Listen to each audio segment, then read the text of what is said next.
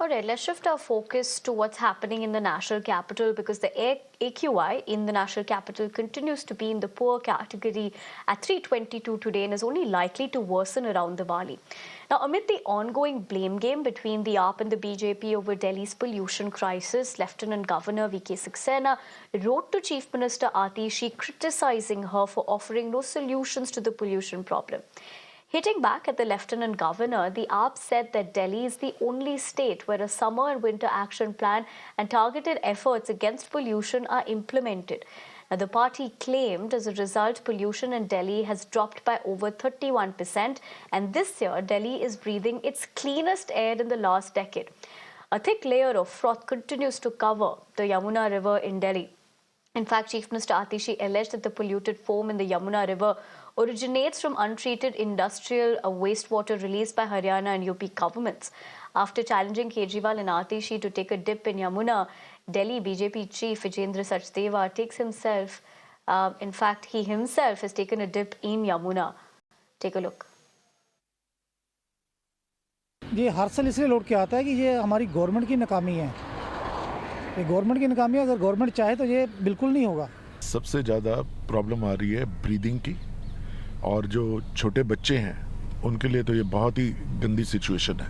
ऐसा है, unless until government एक कमिटेड वे में और वोट बैंक पॉलिटिक्स के लिए नहीं काम करे तो पोल्यूशन क्या किसी भी चीज़ को टैकल किया जा सकता है। ये जो बड़ा अनफॉर्चुनेट है कि दिल्ली की जो प्रेजेंट गवर्नमेंट है वो दिखाने में ज़्यादा बिलीव करती है rather than working on the ground. As the national capital records air quality in the very poor category for the fourth consecutive day, residents in NCR continue to struggle with the declining air quality. What you see on your screens right now is at the ITO crossing. And remember here, a high volume of traffic passes at every moment. And what we see is that every time the red light is on, a lot of the engines, they do not switch their engines off, and that also, remember, is what the Delhi government says adds to a lot of emission in the area. Now we are seeing a lot of political blame game also take place, given the air quality in Delhi refuses to improve. What we are seeing currently is how even yesterday the LG of Delhi wrote a letter in order to curb dust pollution, which according to him is one of the bigger contributors to the declining air quality. In response, what the Aam Aadmi Party said was that for the last 10 years, the air quality has improved significantly, and it is in fact the BJP-ruled states which contribute to the deteriorating air quality in the national capital region. Now, as this plays out, remember the Supreme Court also pulled up these governments for inaction and for saying that they're violating the right of clean air, the right to breathe in clean air of residents of Delhi NCR, and it violates their fundamental rights.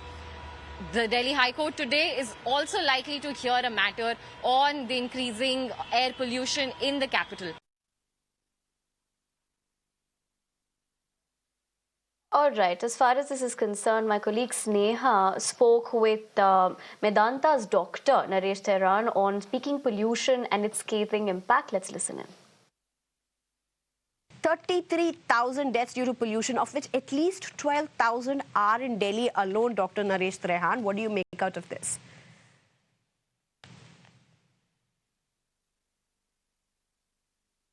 Yeah, so you see, it's not a surprise because many years ago, we documented the difference between the lungs of people who are living in cities like Delhi and people who are living in Himachal or Uttarakhand and the mountains where the air is much cleaner.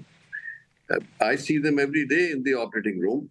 And you can actually, it's become such a standard fare that we can tell just by looking at the lungs that they are city dwellers where pollution levels are high because their lungs have streaks of charcoal, gray lungs as compared to the pink baby type lungs in people who live in mountains and cleaner air. So we are actually, it's not a theoretical thing. It's a practical problem that we are actually seeing the damage being done on a daily basis. So people who are exposed to it, especially people who have pre-existing conditions like lung problems, especially the elderly and young children, are the worst victims of it. So kids play out in the field. Now, the only thing that you can help people with is the idea that during the day when the sun is out in full blaze, the air gets heated and it rises. So the pollution level does come down in the middle of the day. And then again, as the sun sets, the air cools down and it starts descending back on Earth, and then it gets trapped here. So that's why we always say, especially to the elderly, that do not go out in the early hours or late hours of the evening. Do always, if you're going to go out, do it in the middle of the day. Children should not be playing outside very early or late in the evening because the air quality keeps dropping. So that's why I think it's important for people to be aware of the fact that children who are already suffering from any respiratory disease like asthma and all should wear masks during this period if they are going to be exposed outside. People who can get access Right. In fact, to Dr. air Naresh, purifiers, of course, helps. what must one do now that the pollution is only going to peak? It's already crossed 400 AQI in some places. What must one do in this festive season? That is, you're left to protecting yourself and your children and your family. So, one, stay indoors after dark. During the day, when the sun is out and the air is a little better, that's the time you could open your windows in case you need to ventilate your home and if you have to go out. People who have already pre-existing conditions like asthma, chronic lung disease, which we call ILD, they should wear a mask and protect themselves because during COVID, we all masked and we got used to it. And I think those people and young children, if they're going to be playing outside when the air quality is poor, they should also wear masks because it's, especially the ones who already have irritable lungs. So what this does is, one, the PM like 2, 110, all these particulate matters, they actually accumulate inside your lungs and then irritate it, and some of them even cross the barrier into the blood. But more importantly, it's the noxious gases like SO2 and N2O, which actually transfer from the airs in the lung to blood, and it affects the neurological status of children whose brain is developing. So that's a very, very serious matter.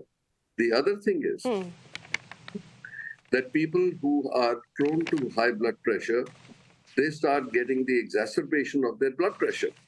So you will see people getting high blood pressures. Also, even normal people will start getting headaches. So there are multiple symptoms and multiple toxicities that get into the body.